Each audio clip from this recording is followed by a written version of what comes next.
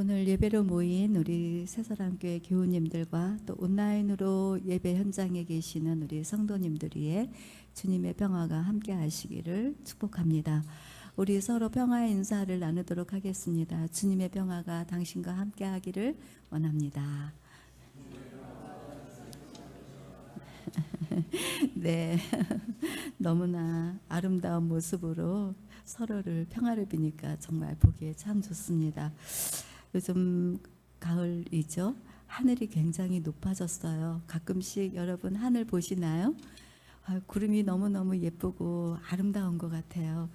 그래서 그 하늘이 성경에 보면 하나님의 이름을 영광을 나타낸다 그랬거든요. 하늘 보면서 하나님의 영광이 지금 이렇게 나타나고 있구나 그런 생각 해볼 수 있죠. 지난 여름은 아주 혹독한 폭염과 또 폭우 이런저런 모양으로 많은 어려움들이 있었는데 그럼에도 불구하고 이렇게 들판을 나가보면 곡식이 무르익어 가서 그 벼 이삭 익는 냄새가 여러분 맡아보셨어요? 굉장히 벼 냄새가 아주 향기롭고 따뜻하고 상당히 좋더라고요. 그래서 어려운 중에도 하나님이 지으신 모든 만물들은 자기의 삶의 자리에서 좋은 열매를 맺으며 살고 있구나 이런 생각을 하면서 요즘 들어서 제가 그리스도를 따라가는 한 그리스도인으로서 또 한 공동체를 섬기며 같이 삶을 살아가고 있는 목회자로서 어딘지 모르게 마음에 나도 모르는 사이에 들어와 있는 근심도 있고 염려도 있고 그래서 영혼이 점점 메말라져 가는 것 같은 그런 상태에 있다가 제가 로마서를 접하게 되었습니다. 그 로마서를 읽으면서 정신이 번쩍 났어요. 내가 지금 무슨 생각을 하고 살고 있는 거야. 하나님의 말씀을 따라서 나의 정체성을 회복하고 다시 새롭게 도전하면서 나머지 인생의 길을 잘 주님 앞에서 가야지 이런 생각을 하다가 로마서를 만나게 됐습니다. 그래서 여러분들에게 오늘 로마서를 함께 나눌 텐데요. 여러분 마음에도 도전이 되어지고 또 소망이 되어져서 우리 모두 생명의 길을 끝까지 잘 달려가는 저와 여러분의 모습이 되기를 진심으로 소망합니다. 이 로마서는 바울이 고린도에서 로마에 사는 그리스도인들에게 보낸 편지입니다. 이 편지를 쓸 때는 바울이 선교 여행의 끝자락 거의 마지막 시간대에 있을 때에 이 기록이 되었는데 오늘 특별히 우리가 읽은 이 본문 말씀은 로마의 교인들에게 보내는 자기소개 인사를 하고 있는 것이죠. 그래서 인사를 그냥 바울이 로마서에서 7절에 말하는 것처럼 하나님의 사랑에 부르심을 받은 너희들에게 은혜와 평강이 있을지어다 이렇게 말을 한마디로 끝내면 되는데 1절부터 6절까지 길게 느려서 한 다음에 7절에서야 비로소 하나님의 사랑하심을 받고 성도로 부르심을 받은 모든 자에게 하나님의 은혜와 평강이 우리 주 예수 그리스도부터 있기를 원한다 이렇게 인사를 하게 되거든요. 그러면서 이제 이런 얘기를 하죠. 로마서 1장 1절에 보면 예수 그리스도의 종 바울은 사도로 부르심을 받아 하나님의 복음을 위하여 택정함을 입었다라고 하는 자기의 정체성 이것을 확신을 가지고 로마에 사는 그리스도인들에게 편지를 썼습니다. 즉 로마 교회에 있는 그리스도인들이 예수를 따르듯이 바울 자신도 예수 그리스도를 따르는 주님의 종으로 택정을 받았다라고 하는 것을 말하고 있는 것이죠. 이렇게 자신의 입장을 나타내는 글은 로마에 사는 그리스도인들에게도 바울은 예수를 따르는 그리스도인이구나 하는 생각을 가져오게 할 것은 뻔한 일이겠죠. 그러니 이 편지는 낯선 편지가 아니라 익숙할 수 있는 편지로 로마 교회 그리스도인들에게 마음에 들려지게 되지 않았을까 이런 생각을 한번 해봤습니다. 사실 로마 교회는 바울이 세운 교회가 아닙니다. 로마 교회는 로마가 이스라엘과 전쟁에서 싸움을 했을 때 이 로마가 이겼어요. 그래가지고 패배한 이스라엘 백성들이 로마의 속국이 되어서 살아가고 있었을 때에 그 예루살렘에서 성전에서 그 마가의 다락방에서 성령 오순절의 사건이 일어나죠. 그때 이 유대인들이 예루살렘을 방문하고 거기에서 베드로의 설교를 듣습니다. 베드로의 설교를 듣고 그리고 나서 로마에 가서 교회를 세웠는데, 그때는 교회당을 지은 것이 아니라 디아스포라, 말하자면 회당제로 해서 소그룹 모임으로 세워진 교회가 바로 로마 교회입니다. 그런데 이 로마에 사는 그리스도인들은 베드로의 설교를 듣고 이제 교회를 세우기는 했는데, 베드로는 유대인으로서 유대인을 향한 설교를 했고 전도를 했어요. 그러니까 그러면서 또 이 로마에 사는 그리스도인들은 선민 사상이 크고 강했습니다. 우리만이 하나님께서 택한 족속이라고 하는, 그래서 유대인들만의 특별한 어떤 율법들, 이런 것들이 있으면서 베드로는 유대인을 향해서 전도를 하게 된 것이고, 그러나 이 바울이라는 사람은 모든 사람들에게 차별 없는 복음이라는 것을 전하고 있거든요. 유대인이나 헬라인이나 로마인이나 모든 사람들이 다 예수의 이름으로 구원을 받는다라고 하는 차별 없는 복음이라고 하는 것을 전하는 것이었죠. 바울과 베드로의 생각에 차이가 있는 거예요. 그러면서 로마에 사는 그리스도인들도 생각이 베드로에게만 집중이 되다 보니까 바울의 선교하는 것들이 뭔가 선입견적으로 좋게 들리지 않을 수 있어요. 그러니까 바울과 베드로에게 있는 이런 좁혀지지 않는 이 간격 때문에 결국 이 바울이 로마에 갔을 때 배척을 당할 수도 있는 위치에 있었던 거거든요. 그래서 이 바울은 지금 이 서신서를 통해서 나도 예수 그리스도를 따르는 사람이고, 나도 예수 그리스도의 복음을 전하기 위해서 내가 세워진 사람이라고 하는 것, 분명한 것을 이 로마에 사는 그리스도인들에게 말하고 있는 것입니다. 이러한 배경을 끼고 성경을 묵상해 보니까 바울이 참 지혜로운 사람이라는 것이 생각이 되는 것이에요. 사람들이 분쟁을 일으키고 갈등을 일으키는 것이 어디에 요인이 있을까요? 그것은 서로 소통하지 않았을 때가 아닐까요? 그래서 소통이 안 되니까 오해를 하게 되고, 오해를 하게 되니까 선입견이 먼저 앞서가서 사람을 함부로 하게 하기도 하고 무시를 하기도 하고 교제를 깊이 사귀지 못하면서 사귐을 갖지 못하는 게 아닐까. 그리고 하나님의 부르심의 은사는 모두가 다 각각 달라요. 다 똑같을 수는 없는 거예요. 베드로가 유대인을 전도했다면 또 이 바울은 이방인을 향한 전도의 부르심을 받은 것 뿐이죠. 이것이 옳다 틀리다 이런 관점에서 우리들이 사람을 생각하게 되면은 서로 정죄하거나 비교하게 돼서 판단하게 됨으로 인해서 죄를 짓게 되는 것이죠. 하지만 소통하면서 서로의 다름을 인정하게 되면 서로가 갈등보다는 관용하게 되죠. 이해하게 되죠. 아, 저 사람은 이렇게 부르심을 따라가는구나 라고 하는 일들이 있는 거예요. 그런데 우리들은 아무것도 아닌 일에 목숨을 걸고 싸우기도 해요. 사소한 일 때문에 다투기도 하고, 그리고 난 다음에 뒤돌아서서 후회하죠. 아이고, 내가 정말 어리석게 삶을 살았구나. 그렇게 하는 거에 아닌데 말이지. 이런 생각을 하게 됩니다.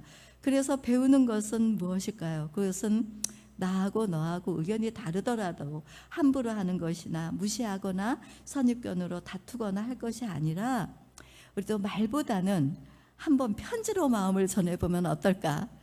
여러분 손편지 써본 기억이 있으신가요? 손편지 이렇게 쓰면은 왠지 마음이 전달되는 것 같아요. 제가 이제 집에서 교회를 나와 보면 요만한 쪽지에 메모지 하나가 컴퓨터에 딱 찍어져 있어요.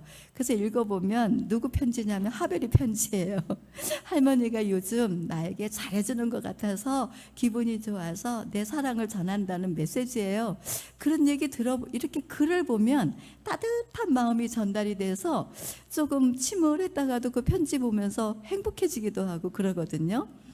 가을이잖아요. 여러분, 가을에는 사랑의 편지를 쓰는 계절도 되지 않을까요? 여러분들과 관계가 조금 소홀해서 좀 마음이 불편해진 그런 사람들이 있다면 손편지를 써서 마음을 전해보는 건 어떨까? 이런 생각도 한번 해봤습니다. 그러면서 바울은 자신이 만난 복음에 대해서 2절에서 3절에 이렇게 언급합니다. 우리 같이 한 목소리로 함께 읽겠습니다. 시작. 바울이 만난 복음은 선지자들을 통하여 그의 아들에 관하여 성경에 미리 약속하신 것들이라. 그의 아들에 관하여 말하면 육신으로는 다윗의 혈통에서 나셨고 성결의 영으로는 죽은 자들 가운데서 부활하사 능력으로 하나님의 아들로 선포되셨으니 곧 우리 주 예수 그리스도시니라. 아멘. 복음이라고 하는 건 영어로 굿뉴스죠. 그리고 헬라어로 말하면 유앙겔리온. 그러니까 굿뉴스는 좋은 소식이고 유앙겔리온은 기쁜 소식이라고 말합니다. 바울에게 이 기쁜 소식은 복음이라고 얘기하는데 이 구절에서 딱 2번밖에 언급은 하고 있진 않아요. 하지만 이 복음은, 바울이 말하는 복음은 예수 그리스도이신데 그는 육신으로는 다윗의 혈통에서 태어나셨고 성결의 영으로는 십자가에서 죽으시고 부활하셔서 하나님의 아들로 선포되셨다라는 것을 말하고 있습니다. 1세기에 유대교의 사람들은 이스라엘을 다스리고 이스라엘을 이방에서 구출하러 오실 한 왕의 이야기에 대한 다양한 생각들이 나돌고 있었다고 합니다. 그래서 이 사람들은 구약 성경인 시편 2편 7절에 내가 여호와의 명령을 전하노라. 여호와께서 내게 이르시되 너는 내 아들이라. 오늘날 내가 너를 낳았도다 라고 하는 메시아가 올 것이라고 하는 그 사상을 갖고 있었고, 사무엘하 7장 14절에는 나는 그에게 아버지가 되고 그는 내게 아들이 되리니 그가 만일 죄를 범하면 내가 사람의 매와 인생의 채찍으로 징계하려니와 라고 하는 구약 시대의 성경 말씀을 두고 있으면서 이스라엘 사람들은 자신이 처해 있는 상황이 하나님을 떠났기 때문에 시련을 겪는다라고 하는 그런 마음이 있었습니다. 그래서 그 시련에서 벗어나게 하실 분은 하나님께서 보내실 하나님의 아들 메시아일 것이라고 하는 것을 기대하고 있었다는 것이지요. 그러면서 로마의 그리스도인들은 오직 의인은 믿음으로 말미암아 살리라 하는 은혜의 복음을 따랐습니다. 그런데 그들에게 기쁜 소식이 하나님의 아들 예수 그리스도이시고 만왕의 왕이신 예수 그리스도이시지만 현실은 로마의 그 네로 황제의 생일을 기뻐했고 그것을 기쁜 소식으로 받아들여야 했고 황제의 명령에 충성하거나 따르며 살아야 하는 것이 로마에서 개종한 유대 그리스도인들이 해야 할 수밖에 없는 일들이 바로 그런 것들이라고 하는 거죠. 그래서 이러한 상태에서 바울은 예수 그리스도 그분이 십자가와 부활에 대해서 자신이 알고 있는 내용을 통해서 한 가지 생각으로 지금 이끌어내고 있는 것이에요. 그것은 이미 우리 가운데 오신 예수 그리스도, 그분이 하나님의 아들이시며 만왕의 왕이시며 우리들을 구속하시고 얽매임에서 자유롭게 하실 우리들의 구주이시며 메시아 되심을 지금 전해주고 있는 것입니다. 이렇게 시대적인 상황을 끼고 우리들이 성경을 들여다보면 왜 바울이 지금 예수 내가 만난 복음에 대해서 말하고 있는지 우리들은 정확하게 알 수가 있는 것이죠. 오늘을 살아가는 우리들에게도 마찬가지입니다. 지금 우리들에게 들려오는 기쁜 소식은 무엇일까요? 배고픈 사람들에게 밥이 가는 것 좋은 소식이죠. 병든 사람이 고침을 받는 것도 좋은 소식입니다. 실패한 사람이 성공했다는 소식도 좋은 소식이 분명할 것이에요. 하지만 모든 것의 주인이 되신 예수를 따르면서 로마 교회 그리스도인들처럼 황제 앞에 주눅 들고 그 발 앞에 충성하는 그런 헛된 것을 따르며 살아간다면 두 마음을 품어 정함이 없는 미지근한 신앙이 될 수밖에 없다는 것을 우리들에게 가르쳐주고 있는 것은 아닐까요? 진실로 기쁜 소식은 1차적으로 우리에게 일어날 수 있는 그 어떤 것을 가르치지 않습니다.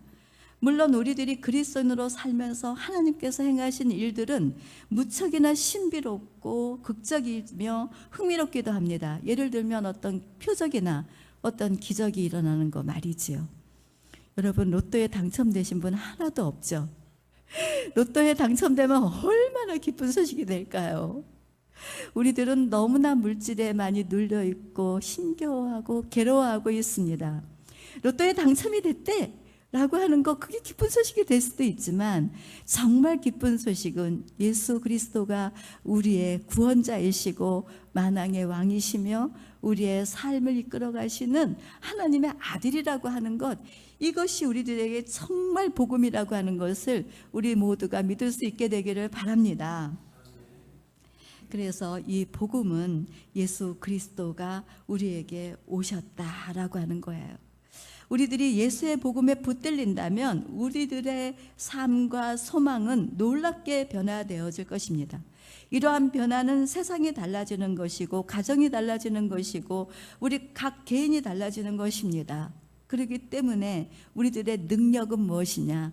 예수 그분이 우리 안에 오셔서 우리와 함께 계시고 십자가와 부활이 우리에게 능력 되심을 언제나 생명이 끝나는 그날까지 믿음으로 굳게 지켜가는 것, 그것이 우리들의 복음의 인생이 돼야 된다고 하는 것입니다. 저는 이 말씀을 준비하면서 가슴이 철렁 내려앉았어요. 그래서 구주를 생각만 해도 내 마음이 좋거든 이 찬양을 끄집어냈는데, 정말 구주만 생각만 해도 내 마음이 좋은가?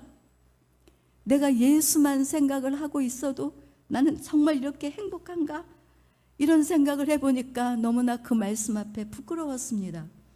지금 제가 살아가면서 예수를 따라가면서 무거운 짐이 있습니다. 인생의 수고와 고생을 생각할 때에 예수 그리스도께서 내 안에서 주인으로 함께하고 계심을 이거 생각하기보다는 예수님을 외면한 채 영원하지 않은 것에 마음을 두는 나의 모습이 얼마나 초라하고 그분에게 온전한 믿음을 드리지 못하면서 허우적거리고 있나, 내가 얼마나 그렇게 삶을 살아가고 있나, 이 생각을 하니까 너무나 하나님 앞에 죄송하고, 그래서 눈물로 주님 앞에 잘못을 고백하고 내 인생의 주 되신 예수 그리스도를 한순간도 잊지 않고 하나님, 내가 주님을 사랑하기를 진심으로 원합니다. 이 기도를 하면서 이 말씀을 증거하게 되었습니다. 로마에 사는 그리스도인들의 삶은 몹시 가난하고 빈곤했습니다.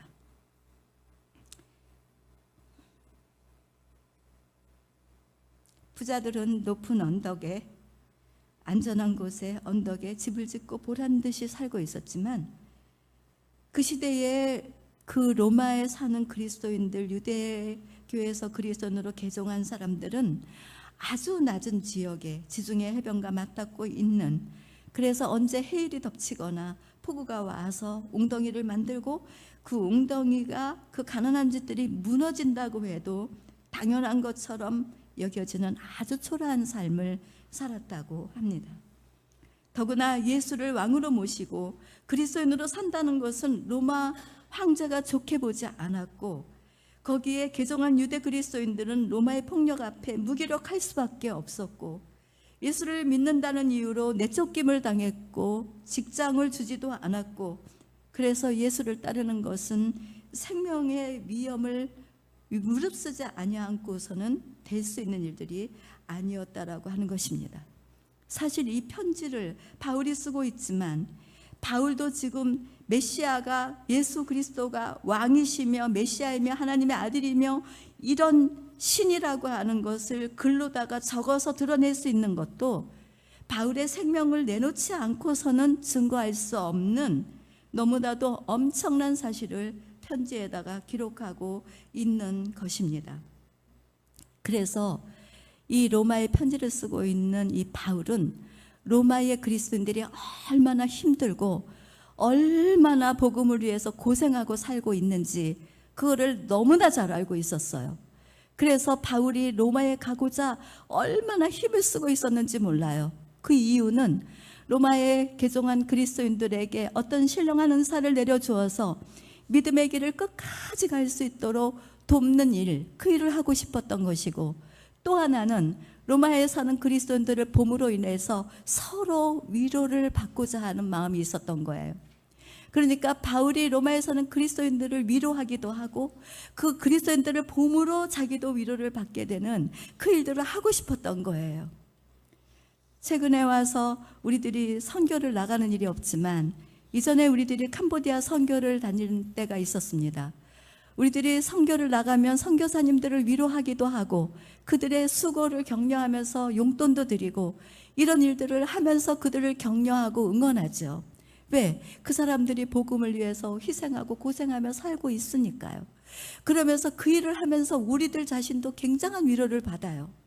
제가 우리 새사랑교회를 세워서 함께 살아온 지가 25년을 다가가면서 저의 위로는 무엇이었을까요? 저의 위로는 여러분들과 함께 하는 것이었습니다. 그리고 또 여러분들의 그 고충도 알아요. 고생도 알아요. 그렇기 때문에 더 격려하고 싶고 더 섬기고 싶고 더 사랑하고 싶은 그런 마음이 내 마음에도 있었더래요. 그래서 제가 오늘 이렇게 여러분들한테 말을 하면서 생각하는 것은, 여러분, 우리는 복음을 위해서 택정함을 입고 하나님을 향해서 나아가는 믿음의 사람인 줄로 믿습니다. 이 세상 속에서 우리가 복음 전하는 게 그리 쉽지 않아요. 요즘은 정말 개척하는 사람들이 흔하지도 않고 얼마나 어려운지 몰라요. 그러다 보니까 희생하고 헌신하는 일도 더디되는 일들도 많이 있지만 서로 믿음 안에서 믿음을 가진 사람들끼리 서로 위로하며 살지 않으면 우리들이 어디 가서 위로를 받겠습니까? 예수 그리스도 안에서 서로 위로하는 선함과 아름다움과 착한 마음이 우리 모두와 함께 하시기를 바랍니다. 바울은 로마서 1장 5절에서 6절에 이렇게 말을 합니다. 같이 읽도록 하겠습니다. 그로 말미암아 우리가 은혜와 사도의 직분을 받아 그의 이름을 위하여 모든 이방인 중에서 믿어 순종하게 하나니 너희도 그들 중에서 예수 그리스도의 것으로 부르심을 받은 자니라. 아멘. 복음에 매여 사는 바울은 예수 그리스도의 이름을 모든 족속에게 믿어 순종케 하는 이 일에 직분을 받았을 뿐만 아니라 로마에 사는 그리스도인들도 너희도 그들 중에서 예수 그리스도의 것으로 부르심을 받았다. 너희도 그들 중에 예수 그리스도의 것이라는 말은 매우 중요하다고 생각을 합니다. 로마 교회 그리스도인들도 복음으로 예수 그리스도의 것이 되었다는 이 존재의식을 깨우치기 위한 바울의 메시지인데, 이 말은 복음으로 살아가는 그리스도인이 되었으니 세상의 신을 따르지 말고 십자가와 부활의 능력을 믿으며 하늘의 소망을 가진 자답게 오늘을 이겨내고 예수 그리스도 안에 생명이 있음을, 예수 그리스도가 온 세상의 구주 되심을, 메시아이심을 전하며 사는 것이 우리들의 삶의 목적이라고 하는 것을 말해주고 있는 것입니다. 과거에 저는 찬송가 이런 찬송을 많이 불렀습니다. 부름받아 나서니 몸 어디든지 가오리다. 악을 골짝 빈들에도 복음 안고 찾아가서. 이 찬송을 굉장히 많이 불렀어요. 왜? 복음을 만나고 나니까 내 인생이 다 하나님 것이에요. 그래서 이 예수 그리스도를 증거하지 않고는 견딜 수가 없어요. 그래서 맨 땅에 세워진 교회가 새사랑 교회입니다. 그리고 어디든지 복음을 위하는 곳이라면 물불을 가리지 않고 전하러 나아가야지 라고 하는 이 뜨거운 열정과 뜨거운 마음이, 이 복음을 향해서 살아가는 이 마음이 형성이 되어져 있는 것입니다. 제가 새사랑교회를 은퇴하고 나서 무엇을 할까? 저는 또 역시 복음을 전하며 살아가게 될 것입니다.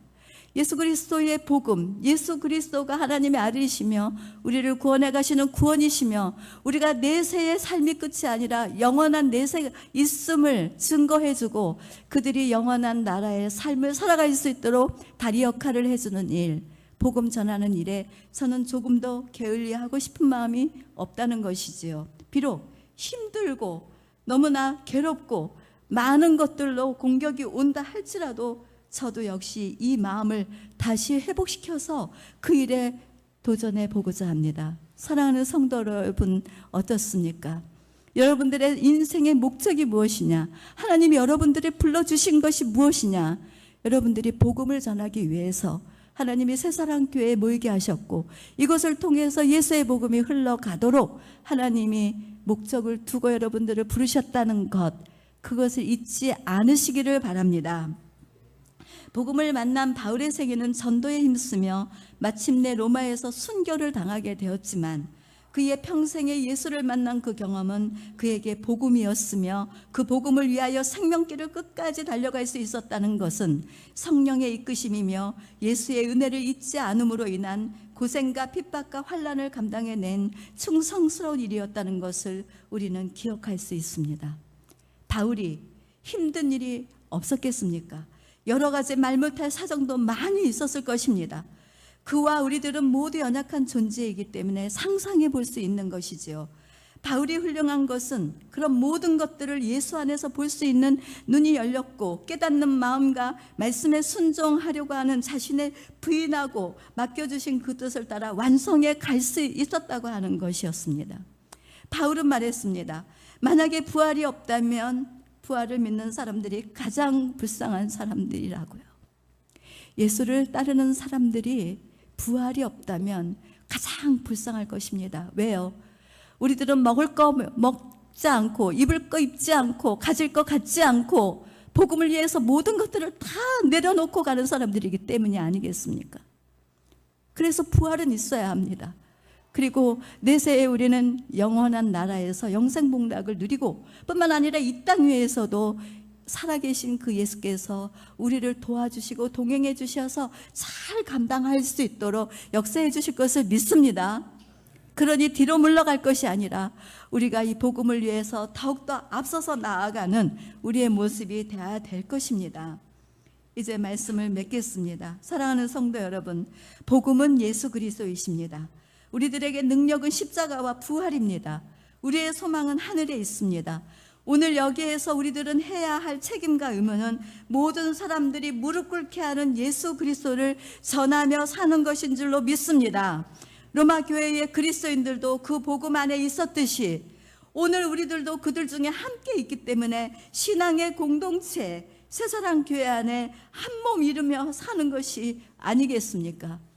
비록 가난하고 무명하고 작고 초라하고 화려하지 않다 하여도 이 복음이신 예수 그리스도, 그분이 우리들의 생명 다하는 그날까지 영원히 살아계셔서 함께 하실 것을 믿으시기 바랍니다.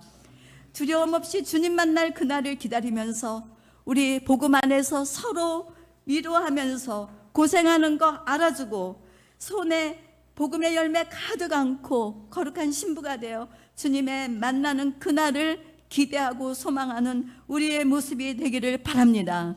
그리고 우리 모두 예수로 충만해집시다.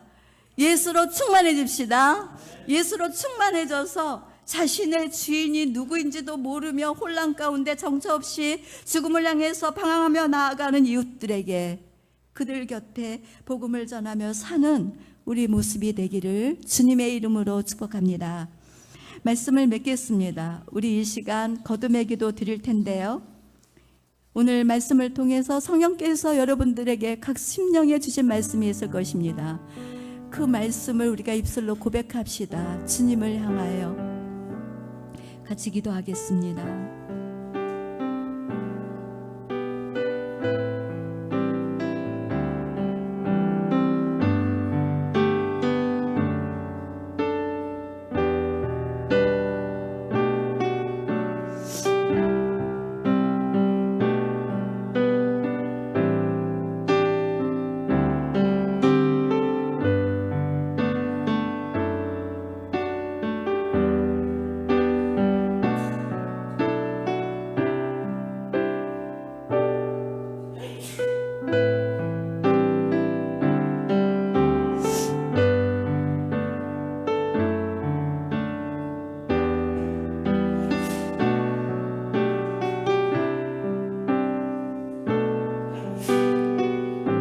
우리의 생명이 되신 하나님 아버지, 선선한 계절 가을, 모든 만물이 열매를 맺는 가을에 우리의 신앙의 열매를 바라보며 다시 한번 새 마음으로 다시 한번 복음의 도전을 주신 은혜를 찬양하며 감사드립니다. 아버지 하나님, 저희들을 부르신 목적은 우리들을 통하여 복음이 온 땅에 전파되기를 기대하시는 하나님의 부르심인 것을 다시 한번 회복시켜 주옵소서. 그래서 하나님 아버지, 저희들이 예수로 충만하여서 온 땅의 어두운 곳마다 생명의 빛 되신 예수의 복음을 증거하며 주님의 영광과 찬송이 되도록 함께하여 주옵소서. 우리를 통하여 주의 나라를 이루어 가시는 예수님의 이름으로 기도드립니다. 아멘.